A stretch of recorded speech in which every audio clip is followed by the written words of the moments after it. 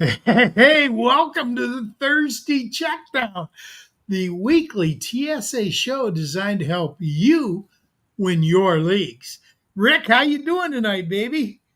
Doing great, great, great. I'm looking forward to this weekend's games because I think there's going to be some good ones. Although I am making one move in one of my leagues and it's hurting my heart, I'll bring it up during the news part. All right. Well, first thing we want to talk about Bull Rush. How am I doing in the $100,000 NFL Survivor? Last week, my pick'ems got back up to stuff, but I made a critical error in judgment. Good friend of mine, who's also a Hall of Fame fantasy analyst, recommended that you take the over on a certain player's receiving yardage. So I put $25,000 on it. It was Jahmyr Gibbs, and he didn't catch very much. Now, thank God that 25,000 is fictional play money, not real money. Oh, I'd have gone hunting for Matt if that had been the case. But bottom line is, I still managed to finish 21st out of 140 participants. So I just need to stick to the plan and maybe win some real money for the hospice care for cancer patients. So, with that said, we're going to be doing pros versus Joes again, as we do every week.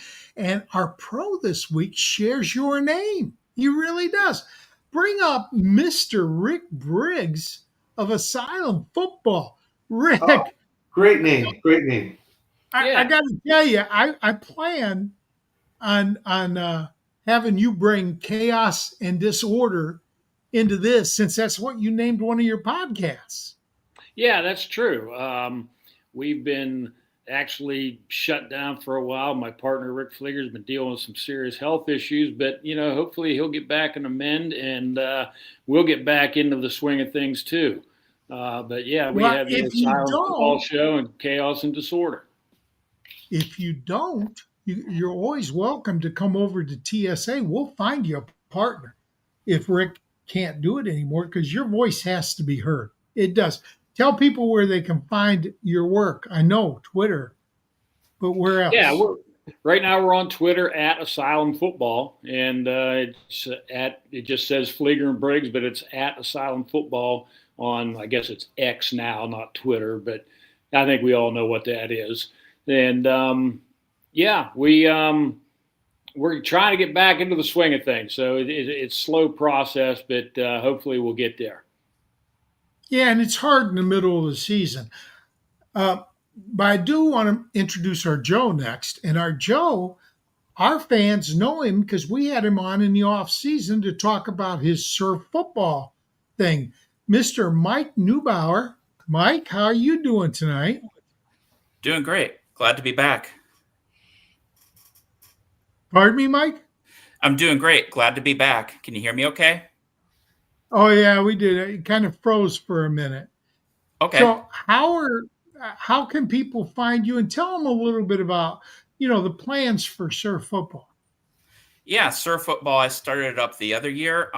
The project is on a hiatus right now. I'm kind of redoing my business plan and doing some planning, getting some resources together. I'm hoping to come back next year. But it's going to be kind of a similar mission, trying to provide a free, fun, safe fantasy football for all ages. That I look forward to getting started again next year sometime.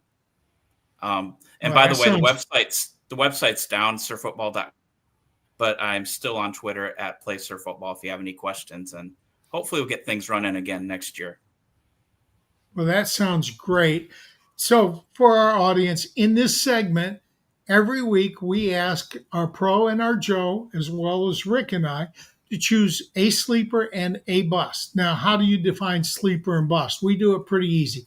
We look at year-to-date scoring, and we take the top 12 quarterbacks and tight ends and top 24 running backs and wide receivers. If they're outside those lists, they're a sleeper. If they're inside those lists, they can be a bust. And what we do is we track it. So when we name our player and give you our reasoning, if that player finishes outside of the top 24 and they were in it before, then that's a success. Right now, the Joes, Mike, you got to hold up the name now, are leading the pros 6-4, but the hosts are leading the pros and Joes 13-10. So with that said, Rick, you're our pro. Who do you have for a sleeper this week? For a sleeper this week, I've got, and get him in early. I know you might have forgotten him a little bit because he missed a game and he hasn't been putting up the numbers. But Jaylen Warren has over 40% missed tackle rate, which is, I think, second best out of all players with at least 30 touches in football. They're going up against a defense that cannot stop the run. They cannot stop the pass. And he was worked in after missing a game last week against a much tougher defense. He played over 50% of the snaps, and I think it's going to be a heavier load this week. And they're playing tonight. And I know Mike Tomlin's 2-9 on Thursday nights. But if they don't come back and get 3-9 against this defense, then maybe the pro is going to lose this one. But I'm going with Jaylen Warren. I like that. Mike, you're next. Who do you have? For my sleeper, I have a wide receiver. He's a rookie, so it's kind of an aggressive play, but I'm going with Luther Burden III from the Chicago Bears. The reason being is DJ Moore, one of Chicago's top wide receivers, has a groin injury, so it's looking pretty questionable that he's going to play or if he's going to be effective at all. And they're going up against my beloved Saints, who unfortunately are the Saints are kind of in a different boat than last year. Last year, they couldn't stop the run. This year, they can't stop the pass, and wide receivers have been shredding them, like that Booty guy from New England last week shredded the Saints. So I'm thinking this is a perfect opportunity for Burden to step up and kind of surprise people. Burden also did have a game a few weeks ago where he cleared 100 yards, so he has done a little bit before. So this isn't totally out of the blue, but I think this could be he could go even higher than the 100 yards he got the other time. Yeah, I got to warn you now. When you mention, hey, Sean, we have a featured guest that does our AI segment with us named Tipp Major, and he really gets excited at the thought of booty. He just does. I can't help it. He does. Rick, your turn. Who you got, buddy? Yeah, I feel like I'm kind of cheating a bit because I took Ja'Cory Crosby-Merritt or Bill, Washington Commander running back. One of the big reasons I went with them was he's playing against the Cowboys. Cowboys are the fifth worst team defending against running backs. They give up over 20 points per game, 20 fantasy points per game, and over 109 yards per game. JCM or Bill has been averaging 5.7 yards per carry with 344 yards and 4 touchdowns.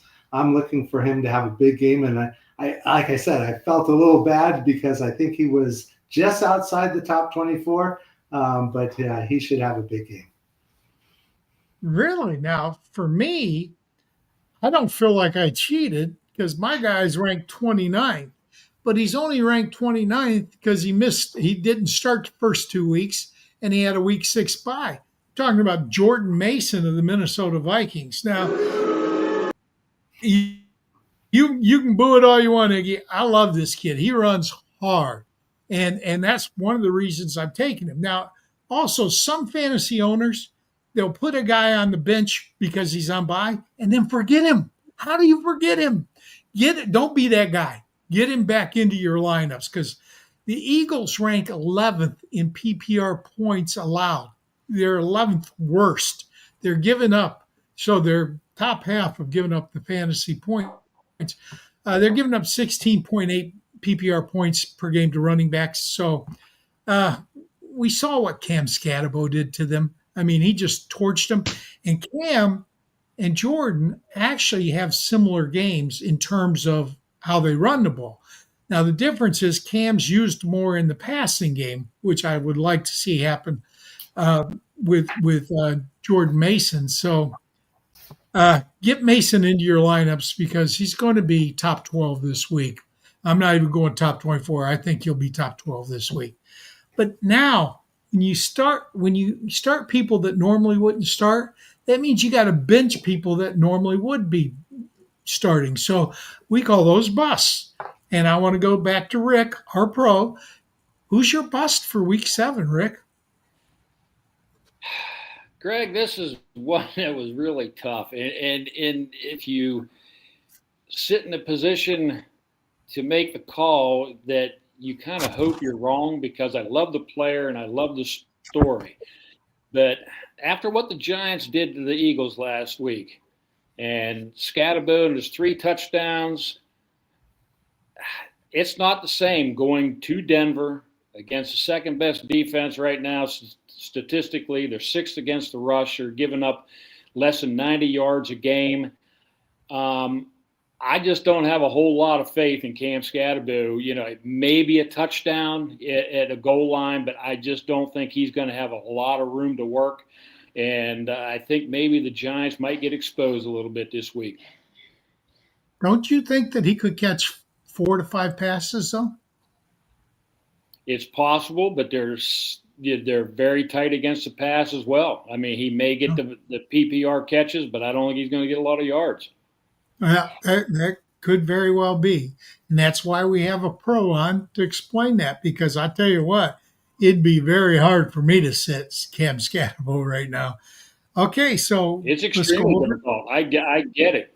But that's if I'm going to make a call, I think it's going to be this week, to set him and call him a bust. They're coming off a huge game, and now they're going out to Mile High, and they're playing the whole different defense. Oh, and that atmosphere does affect players. Believe it or not, it really does. Mike, what do you got for us?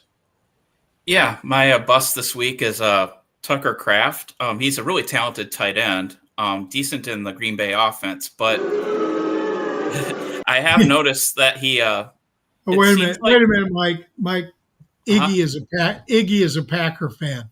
Okay. Iggy is part of a 4-man team that does a Black and Blue fantasy preview show, and so he does the Packers. So that's why you got booed, not because your call is wrong.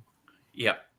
Okay, yeah, no problem. Yeah, I was actually going to say some nice things about the Packers too, because I think they're opening up the passing offense more than they had last year. I see less checkdowns going to Kraft and the running backs, and Golden's starting to emerge. Dobbs is getting targeted a lot, so I think that trend is going to continue, and Green Bay is going to zip the ball into the wide receivers and kind of forget about the checkdowns, because it seems like they're in that rhythm right now. So it's kind of a gut thing.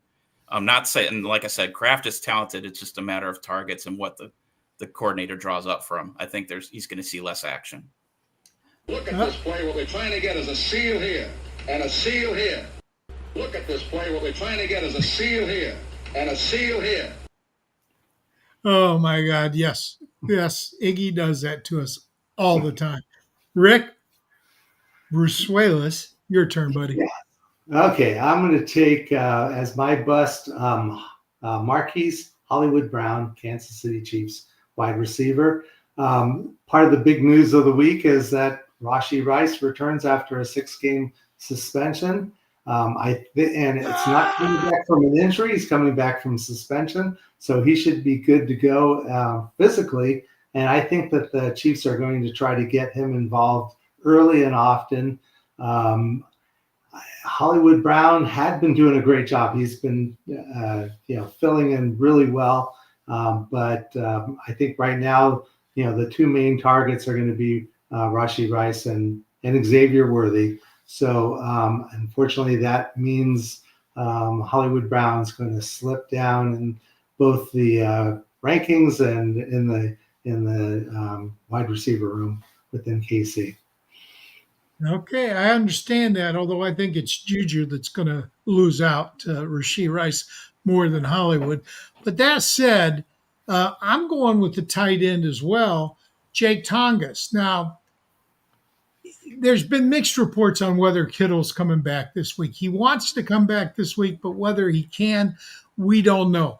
49ers general manager John Lynch and head coach Kyle Shanahan indicated that a week 7 return is possible against Atlanta, but whether Kittle comes back or not, I'm not playing Tongas because the Falcons have been they're nasty. The Dirty Birds are downright nasty to opposing tight ends. They're holding opposing tight ends to 3.2 points per game. That's 2 catches for 12 yards. That's nothing. I just can't start Tongas facing that defense this week, whether Kittle's out or not. If Kittle's out, I still don't think Tongas is going to get much. So that said, that is my bench for this week. Now, we're going to bid adieu to our pro and Joe. I asked our Joe, he won't be coming back. Rick, would you like to stick around for the mailbag, or are you going to take off now too? I would love to, but I'm going to have to take off, Greg. But I wanted to say thank you very much. And Rick and Mike, it was a pleasure to meet you guys. And I look forward to talking with you more in the future. I certainly hope so. Well, we'll get you on in the off season for sure. And thank you, Rick, and thank you, Mike. And with that said, Iggy, I think it's time for the news. Yeah, and then Go ahead. and we've covered.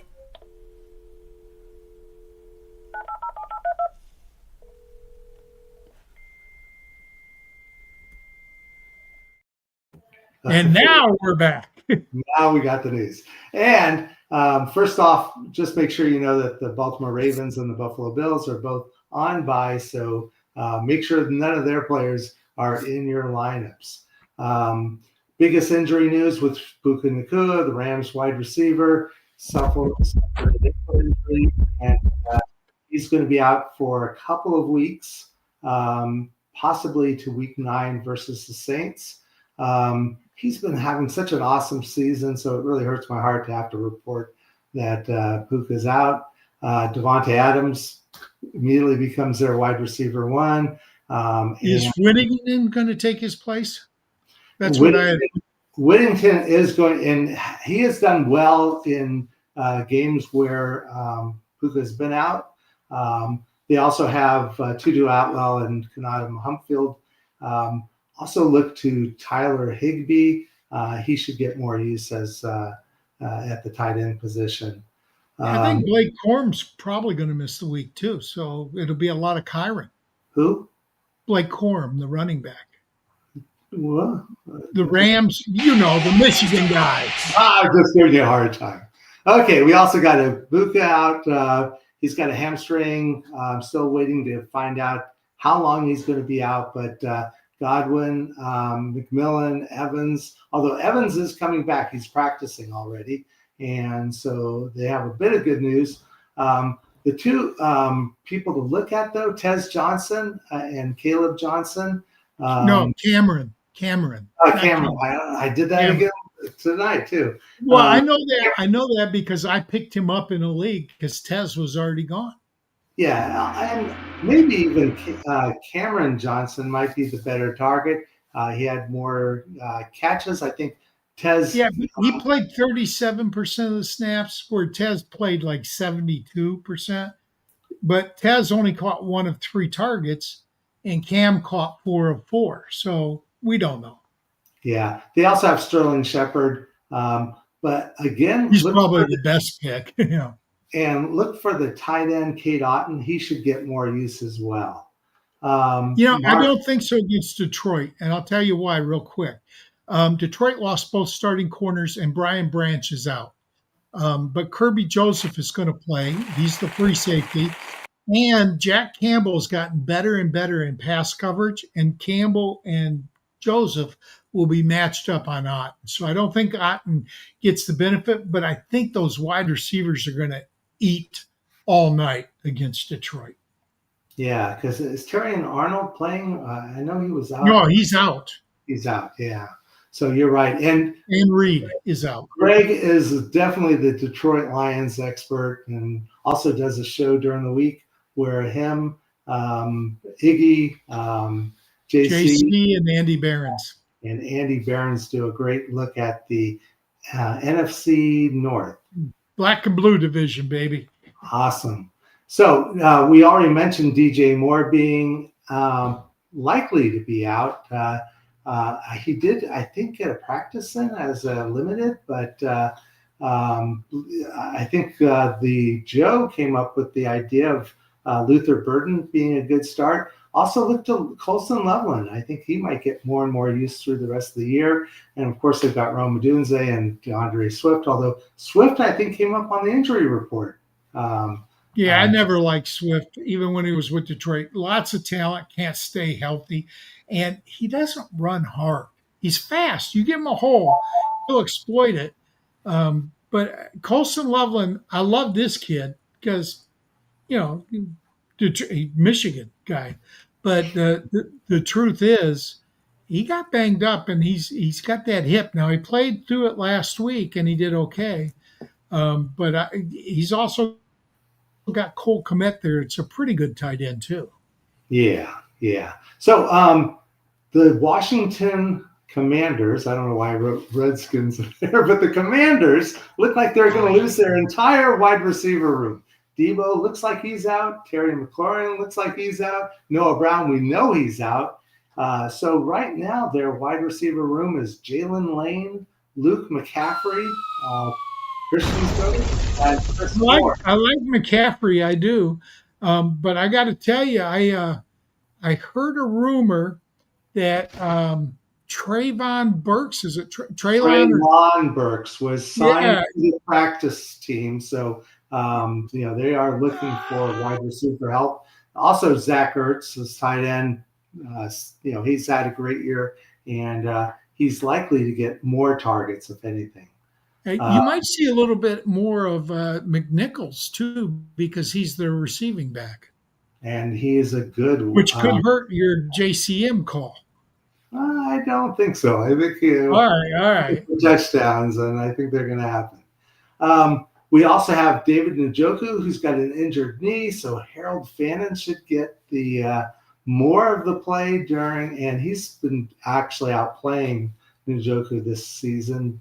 So look to Harold Fannin on waivers if he is available. That's a good grab. Anthony Richardson, the Indianapolis Colts quarterback, was doing pregame with those stretch bands and somehow ended up breaking the bones around his eye. So he was already kind of the third quarterback in the Colts. So Riley Leonard is going to be the backup to Danny Jones. Just Anthony Richardson was such a, there was a lot of excitement about him coming into the league, and just, more bad luck for him.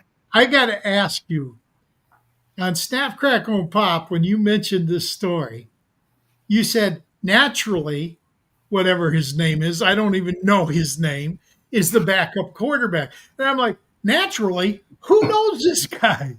Do you know where he went? Riley Leonard, the rookie quarterback drafted in from Notre Dame. I know you don't follow Notre Dame, but so he went. At least he went to a major school. He did go to a major school. Okay. Some might say a great quarterback factory, since that's also where Joe Montana came from years ago. How many have they produced since, Joe? It's not a factory, buddy. It's like a mom and pop shop. Okay. And wanted to also touch on some of the guys that are coming back, since we want to at least end with some good news. We had the Cowboys having CeeDee Lamb coming back, Kevontae Turpin coming back, and their offensive guard Tyler Booker is back as well. I mentioned Tampa Bay Buccaneer Mike Evans as a wide receiver. At least he's practicing this week, hoping that he's going to be able to come back. You mentioned George Kittle. He's also back in practice, and hopefully he will be back. And mentioned also Rashee Rice. He's coming back from suspension. One of my favorite players, a Minnesota Viking linebacker, Blake Cashman. He's coming back, as well as Dre Greenlaw, the Denver Broncos linebacker.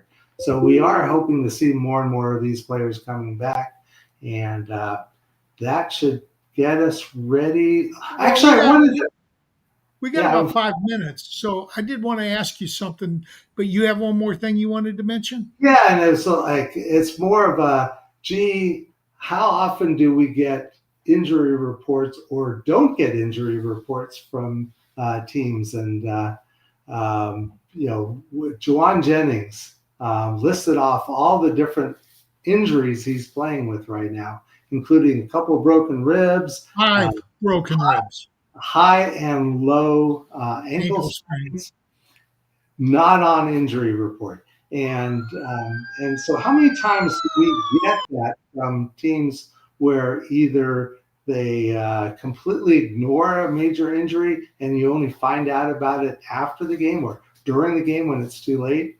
And it seems like the San Francisco 49ers are really bad at it, but coach speak is one of those things that we're just going to have to struggle through. But yeah, as someone who has Juwan Jennings across a number of teams, yeah, I sure would like it if we got a little bit better information about players. Look, I don't like to send our viewers to other sites, but I do like our viewers to have the best information possible. And RotoWire does a practice report that they keep up to date all the time. Tune into the RotoWire practice report. If you just go to Google and say practice report, you'll be able to see for every team the practice report. And the key days are Thursday and Friday. If a player is limited or does not practice on Thursday and Friday, that's a sign they may not play. So RotoWire does a great job with that. So, pay them a visit. They're good at that. But I did want to ask you something since we got some time. Sure. Quinshon Judkins, is he a top 3 running back this week? I don't know if he's top 3, but he's definitely top 5. And I think there was some Q&A coming up later in the show, and I think I'll feature him in both of my answers because he should. And again, if you look at the passing game versus the running game, I think Cleveland is going to be running the ball a lot. Quinshon Judkins is going to get a lot of use. Yeah, I like him, and especially when you look at Travion Henderson, who was another running back that was coming in the league, and he also is going to be showing up, I think, in one of the questions later in the show. But yeah, I'm definitely a big fan of Quinshon Judkins. Top 3, I don't know, but top 5 definitely. Okay, so what quarterback that you normally wouldn't think of as a top 5 or a top 12 even, do you think is going to have a really good week this week because of matchup? Is there anybody out there? Wow. Yeah, I think I think in most leagues you're going to be looking at one of the top 12. You're in a 12-man league, and if it's a 1-quarterback league, you're going to be playing anyone from Jaden Daniels, who should be quarterback 1 this week. I'm trying to think of anyone that would be outside of that I would be looking at. I know a lot of people are frustrated with Bo Nix, and that was one of the questions that's going to come up. I think he's going to have a better game this week. He's been suffering through a sophomore slump, but I'm looking for him to do well against the Giants. Jackson Dart looks like he's going to be good, but he's going up against. I love that kid. Really I love the way he. But he's going against Denver, and that's going to be a tough matchup. And Matthew Stafford. A lot of people were out on Matthew Stafford at age and a lot of the injuries he's the back. Over. Yeah. But he's just, and again, we'll find out whether Puka's absence is going to impact Stafford's performance this week. Well, Pete mentions that Swift is a hit or miss every year. Well, yeah, Pete, you should know that. You're a Bears fan, and as a Lions fan, we had him before you got him. So, yeah, we agree with that. Anyway, I think it's time to do some AI stuff. Definitely.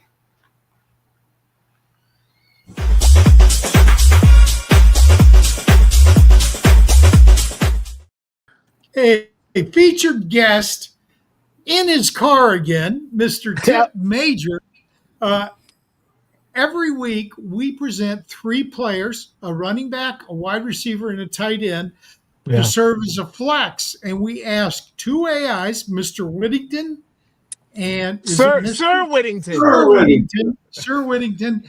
And I keep wanting to say that it's Korg, but you say it's Krog. For some reason. Krog. All right. And then Tipp, Rick, and myself also rank these players. And I'm going to tell you, it's close.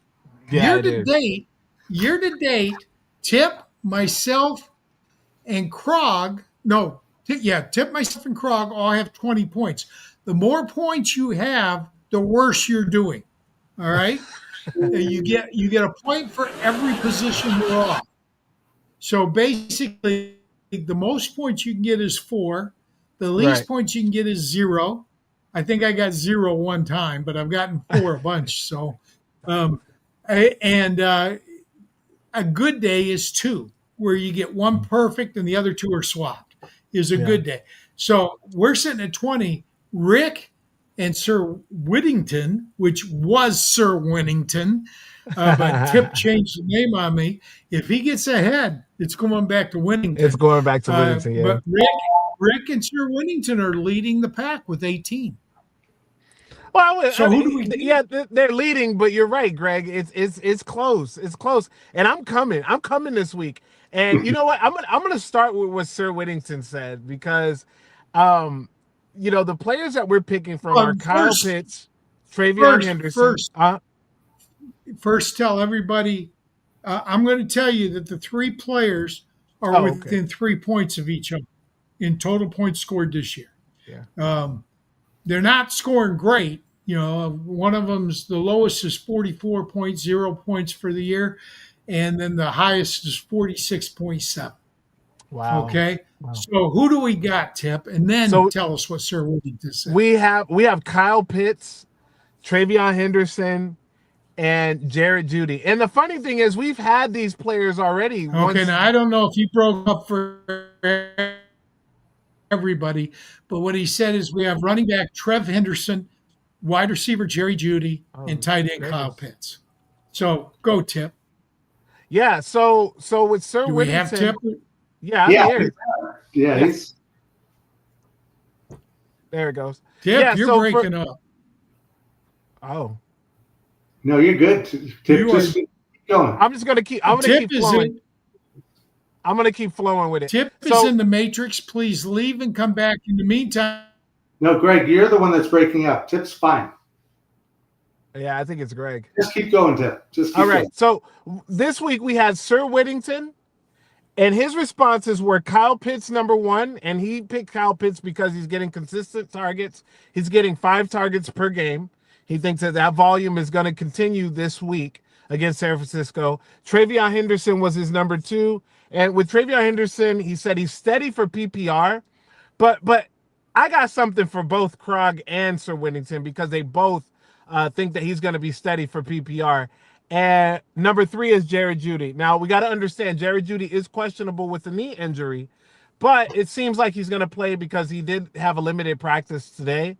So it seems like he's going to be clear to play. It's the inefficiency that Sir Whittington's nervous about. It's last week, 13 targets, only catching 5 of them. The Dylan Gabriel situation, he's a little concerned about it. He's had 4 games straight with under 50 yards. So Sir Whittington's concerned about Jared Jeudy's production this week. Krog, on the other hand, I think, first of all, I'm going to talk to Iggy. I'm going to talk to JC. I think Krog, he needs to get he's got a few screws loose. Maybe he needs to get some bolts recalibrated, because this dude picked Travion Henderson number 1. And I have no idea why he did this, because immediately after picking him number 1, he says he has a limited ceiling with only 6 to 8 usage touches per game. How are you going to be number 1 getting 6 to 8 touches, Krog? I don't understand your math. Your math ain't mathing. Check his screws. I think some of them are loose. And then he has Jared Jeudy number 2. Jared Jeudy at this point, he's 4 out of 6 games. He has had 9+ points in a PPR. So look, Krog thinks that Jared Jeudy going against the Dolphins this week can get some yardage. Now, I'll tell you a little bit something about the Dolphins in a minute, but third was Kyle Pitts, and he said limited red zone looks, 16 targets last week for Drake London. Drake London was used all over the field last week, and he feels like Kyle Pitts is the forgotten guy in that offense. I don't think he's too forgotten, but he feels like he's a forgotten guy. For me, I went Kyle Pitts number 1. No Fred Warner, guys. Fred Warner is out for the season after the injury that he sustained last week with his leg and his ankle. So Fred Warner is one of those guys who commands the middle of the field really well. He's an excellent linebacker. So now Kyle Pitts has an opportunity to roam a little bit more free.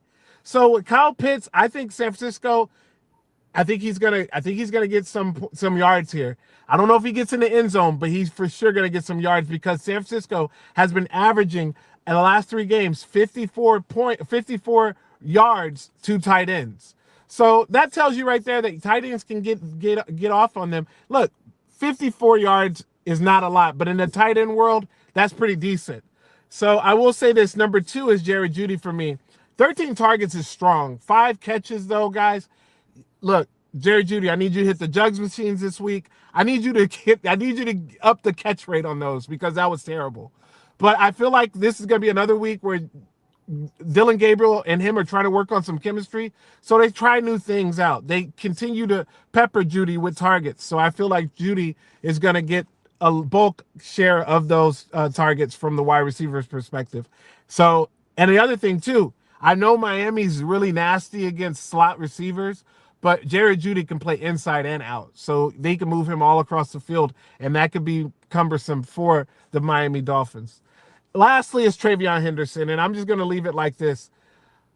Mike Vrabel said at the beginning of the season that he likes Travion Henderson. He loves his skill set, but one thing that concerns him is his pass blocking and also his timing as well, his spacing.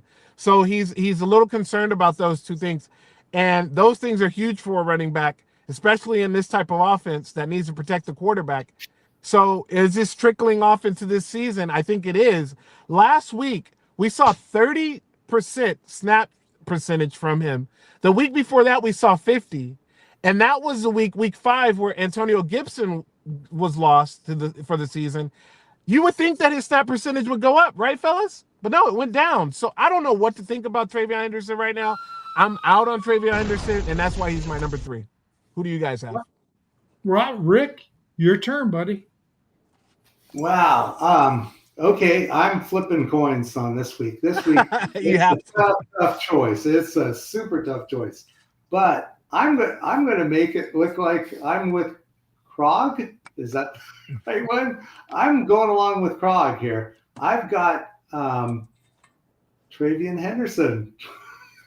And it might be I'm just hopium. I'm just hoping that that guy we saw in college, that we saw into the drafts, that we were all excited about coming in and breaking off huge runs, catching the ball out in space, and just having the expectation was he was like RB1 coming in the draft. And of course, what he's getting minimal snap share. He's getting 4 yards per touch. His missed tackle rate's 9%. He's only getting like less than 8 fantasy points per game. Even after Gibson goes out for the year, and even with Stevenson in a bad case of fumbleitis. Mm-hmm. But the hope is that Mike Vrabel does see this as well. And the other thing is that I'm hoping that this is a chance that he's going to be able to break one out. I am going to give him 1 more week and choose him as my number 1. Now, number 2, I went with Kyle Pitts because I do think that he's really reflecting that rookie season. And again, he has a good matchup. The person I'm least like of this trio is Jerry Jeudy. He's going up against the Miami team. I know they're not very good defensively, and he has a favorable matchup with Jack Jones. But they aren't that bad against wide receivers. While rookie quarterback Dylan Gabriel has been targeting, Jerry Jeudy with 18 targets the past 2 games, but they haven't really connected. And the worse, Jerry Jeudy's got the league lead in dropped passes with 8. So he would be third on my list. And can I just say one thing, Rick? That I do appreciate you having Travion Henderson. They're going against the Tennessee Titans, guys. The Tennessee Titans are one of the prime matchups to go against when you're running back, because they're giving up 22.7 points per game. So it is. I'm just scared of the usage, guys. That's what's got me scared. Go ahead, Greg. All right. Well, my turn for my pick. I'm going with Jerry Jeudy, number 1. He's been a target hog. Yeah, the last 3 weeks, he has 9, 5, and 13. And Miami's not the worst pass defense, but they're certainly not the best either. I think that you're going to see Cleveland ground and pound with Judkins, Quinshon Judkins, and that's going to set up the play action pass, which is going to leave Jeudy one-on-one. I really think Judy's going to have a big game here because of Judkins and how bad Miami is against running. If I remember correctly, I think Miami's your team. No, you like the Raiders. But don't put that curse on me, Ricky Bobby. Don't put that label on me. You knew who I was talking about, though, didn't you? Oh yeah, I did. All right. So I think Henderson has the best matchup of the 3. But unfortunately, he just shares too many touches with Ramondre Stevenson. So I can't trust him to get the usage, but I'm still going to put him second because PPR, if he catches 2 passes, then, that's going to bump him up. If he catches 4, that's even better.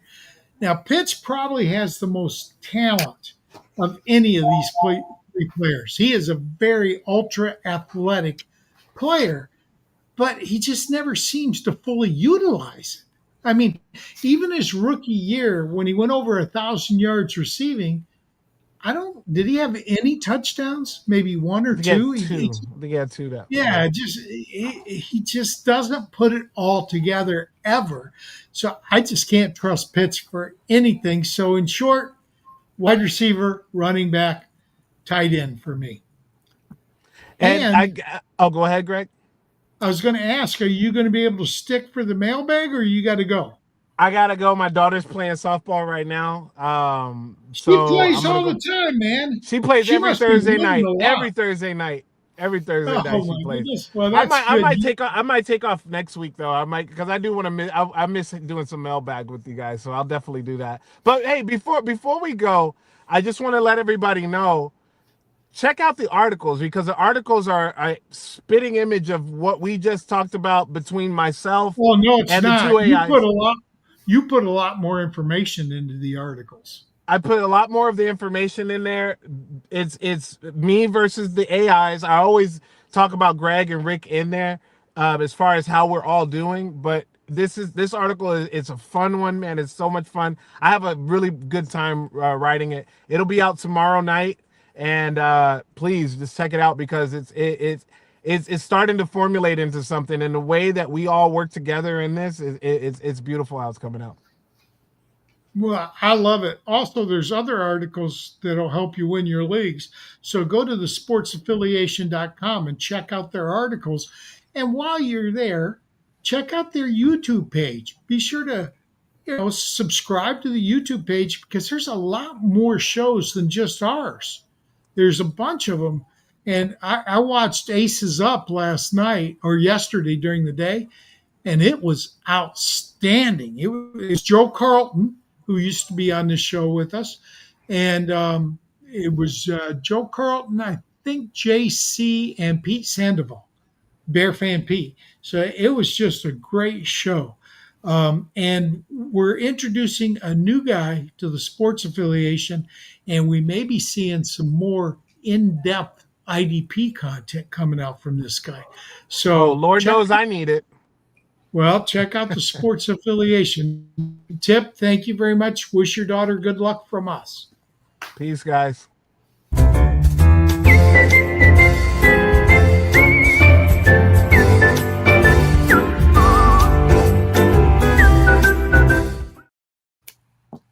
Oh, sorry. All right. You were just dancing away. I was in the mood. First of all, I have not been looking at the chat at all. Are there any questions? There is one question, and we can either catch it now or we can catch it after the mail. But Bob Hope has a question, and he has three different. Bob Hope?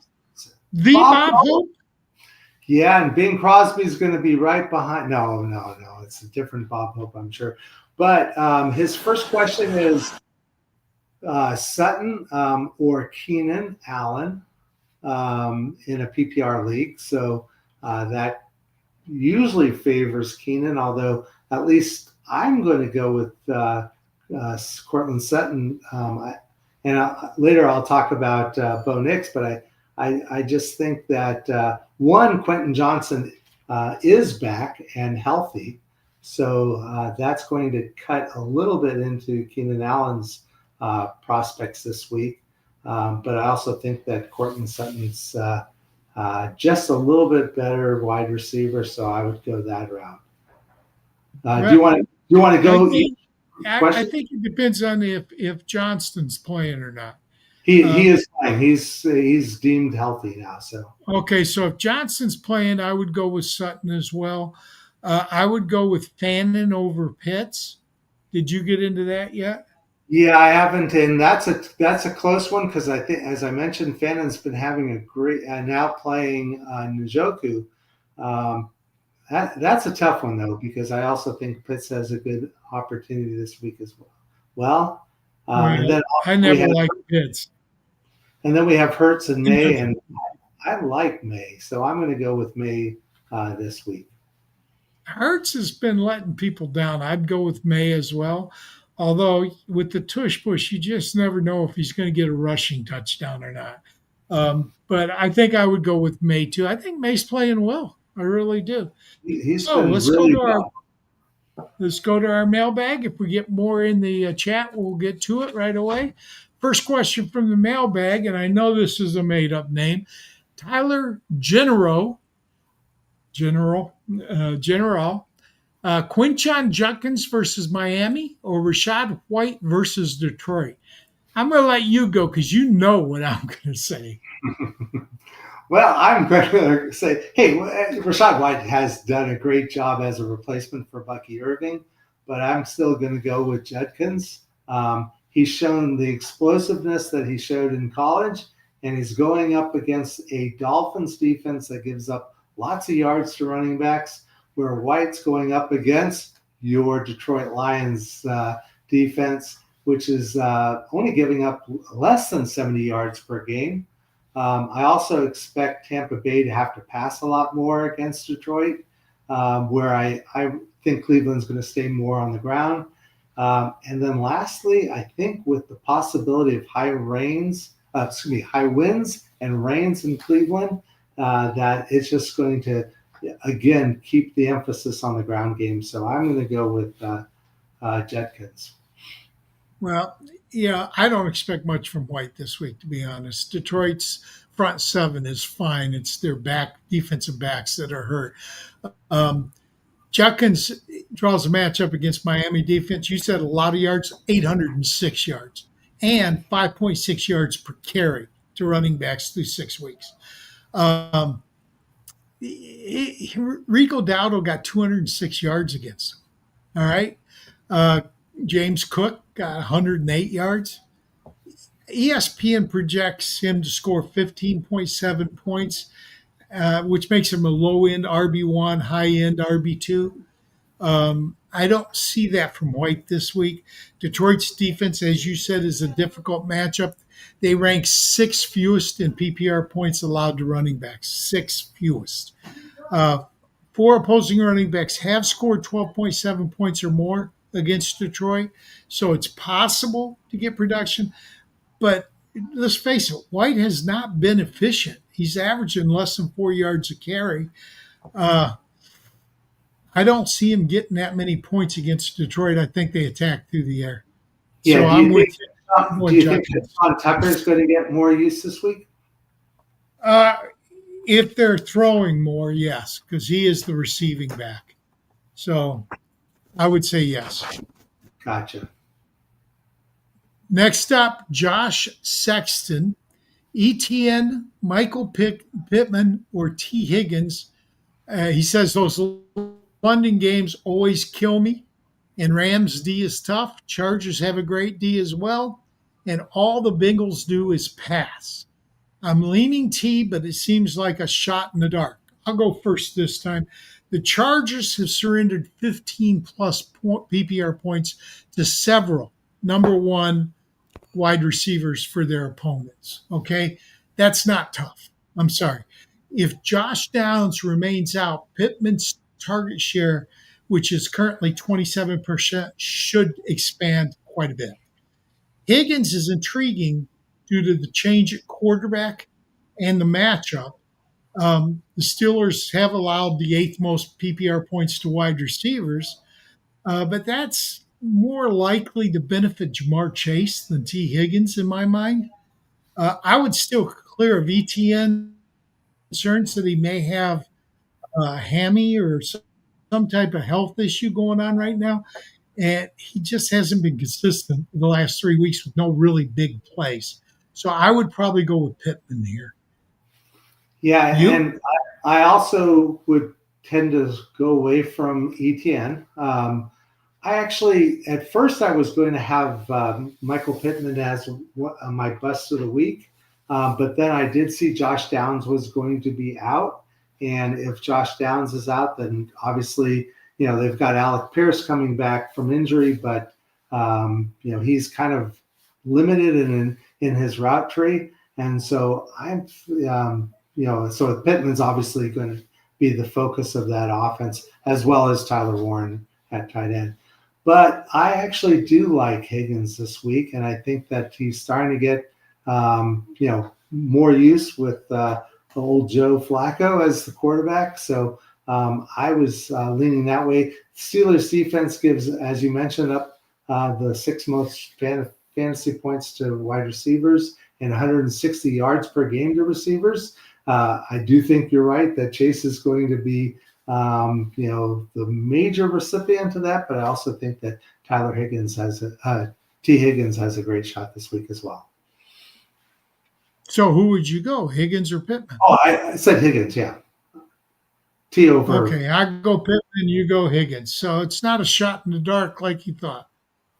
From William Tackett, this one's so easy for me. Judkins or JCM, you go first. Well, I did choose Bill as my sleeper of the week, but I really do like Judkins this week, and so I'd go Judkins. Yeah, no reason? You just because you chose him as your sleeper? No, I chose JCM as my sleeper, but I'm choosing Judkins. Okay. Those two running backs. Both players have favorable matchups this week. Dallas is middle of the pack rush defense, and then there's favorable. Miami's got the worst rush defense in the league. We talked about them earlier. You got to go with Judkins here. I don't even think it's close, particularly. Anything in the chat? Nothing yet. We just had that one so far. Do you want to go to Andrew's question? Sure. Go to Andrew's. Oh, from the list, you mean? Yeah, from the mail. Okay. From Andrew Mink. Rough selections this week. Pick one. Jordan Mason versus Philly, JCM versus Dallas, or Ken Walker versus Houston. Guess it's my turn to go first. I'm going to say and include Ken Walker because Mason has solid workload, 13 to 16 touches per game, and strong 4.7 yards per carry average. Philadelphia ranks 26 against the run. It surprised me when I saw that. They're allowing 134.3 yards per game. They're also weak in goal line situations, which is where Mason thrives. He's that power runner. JCM shares the load with Jeremy McNichols, especially in the pass game. And Walker might not even be the lead back in Seattle right now. Over the last 2 games, he's got 22 touches. Charbonnet's got 23.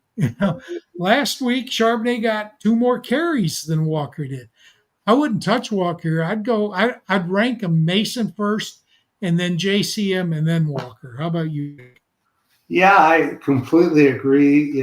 Kenneth Walker's, not getting, enough usage. If I was a Seattle fan, I'd be a little annoyed because Charbonnet has been getting too much use, I think, and not enough production. And especially at the goal line, it looks like, they are determined that they're going to use Charbonnet as their goal line back. And I think that, it's hurting, it's hurting the team. That then the other 2, I actually have JCM over Jordan Mason. It's Mason's first game back. And he's going up, I think, a tougher defense than Dallas. So first game back, he was on bye. He wasn't hurt. Yeah. I still think that JCM is just the the guy I would be going with. All right. From Sean Stone, quarterbacks this week are Darnold versus Houston, Knicks versus the Giants, or should I stream Joe Flacco instead? You first. Definitely not stream Flacco. And I think, Darnold's going against a much tougher defense in the Texans. I know Knicks has been struggling, or at least has been disappointing with the sophomore slump. But I think this is a get well or get right game for the Denver Broncos and Knicks. And so I would go with Knicks. Now, the Giants have a tough defense too. They've got great defensive backs in Newman and Phillips and Debo, Holland and Flott. But they also have a great pass rush with Burns and Thibodeau and the rookie Carter. But the Texans are that much tougher of a defense. And so I wouldn't be too optimistic about Seattle's chances. I would definitely go with Bo Nix. Yeah. See, now for me, I think the Giants and the Houston defenses are pretty equivalent, to be honest. The worst defense is clearly the Steelers, which is hard for me to say because for years they were so great. I would say start Darnold. I would put Knicks next, but I would not stream Flacco. First of all, you're going to have to drop somebody to get him on your roster. And second, he's a statue. If they put any type of pass rush on, I don't see what he's got the best receivers. Don't get me wrong. Although JSN is pretty damn good. Okay. I kind of like JSN's. I like the receivers in Seattle better than the receivers in Denver. And I really like the fact that the running game in Seattle sucks. So they're going to have to throw. So I'm going Darnold over Knicks, but Knicks would be if I thought I needed a really big game, I'd probably throw Knicks out there with the high ceiling, but I think his floor is lower, and I usually go for the safer pick, which I think in this case is Darnold. Yeah, well, again, Texans have only given up 9.6 fantasy points per game against quarterbacks. They're pretty good against passing defenses. Maybe not quite as good on the running side, but on the passing defense, and Seattle is, let's see, well, the Texans would be number 1 against the pass. Seattle is 20th against the pass. So, and I think Seattle's a good defense. So, yeah, but Seattle, we're not talking about the quarterback playing. Oh, Seattle. yeah. I'm sorry. So we don't care what Seattle's pass defense is. Yeah. Okay, So that's it. we all of our questions.